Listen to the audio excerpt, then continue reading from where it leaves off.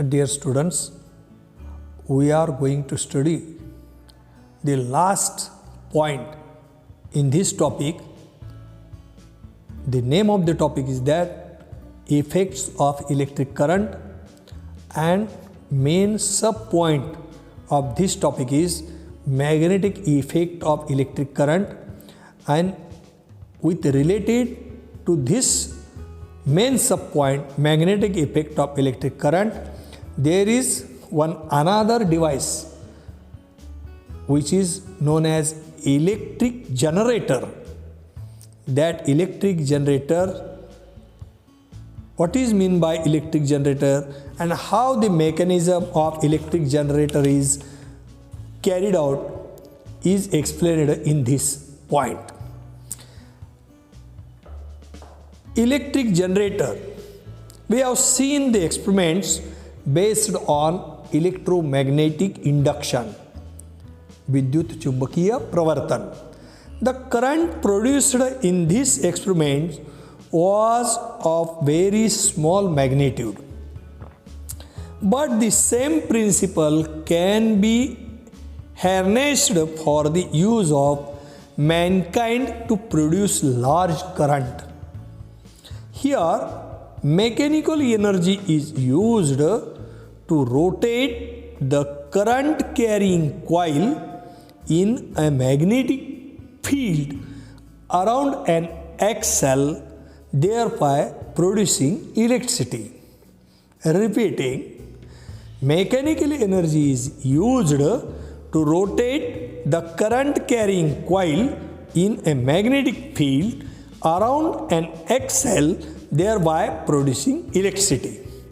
Now you have to see this figure 4.20 where construction of electric generator is given. In this figure 4.20 shows a copper wire coil ABCD kept between the two pole pieces of a magnet. The two ends of the coils are connected to the conducting rings R1 and R2 via carbon brushes. Both the rings are fixed to the axles, but there is a resistive coating in between the ring and the axle. The axle is rotated with the help of a machine from outside.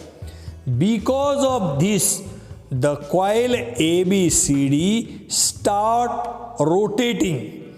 The stationary carbon brushes B1 and B2 are connected to a galvanometer which shows the direction of the current in the circuit. Upon rotating the axle, the branch AB goes up and the branch CD goes down. That is, the coil ABCD rotate clockwise. In electric motor, the rotation of coil ABCD is anti-clockwise, but here the ABCD coil rotates clockwise. According to Fleming's right hand rule, electric current is produced in the branches AB and CD in the direction A to B and C to D. Thus, the current flows in the direction A to B, B to C, C to D as shown by the arrows in the figure 4.2 on page number 60 of your textbook. In the external circuit, the current flows from B2 to B1 through the galvanometer. If instead of one loop coil, a coil consisting of several turns is used, the current of magnitude several times flows.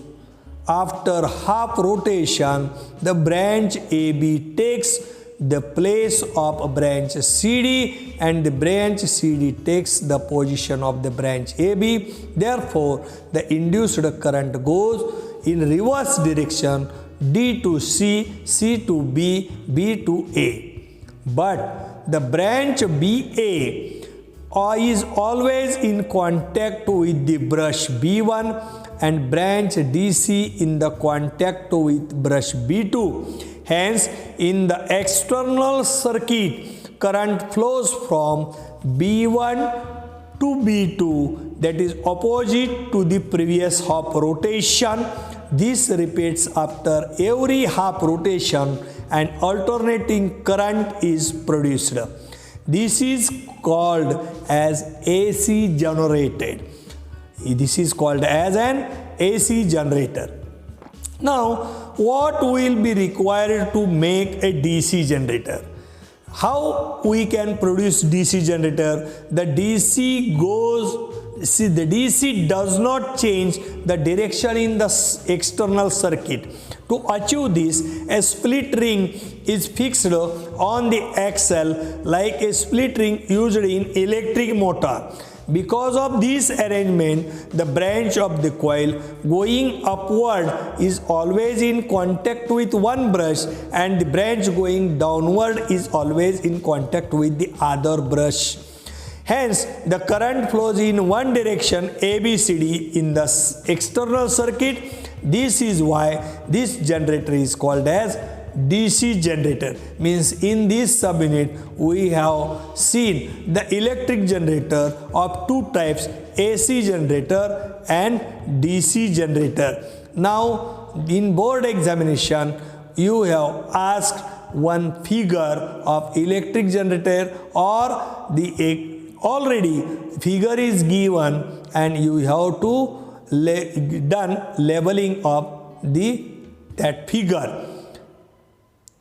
Now, this concept of electric generator is very important, and the question may be asked for 4 to 5 marks to explain the definition of electric generator, to draw neat and labeled diagram of electric generator, and to explain the mechanism with principle of electric generator.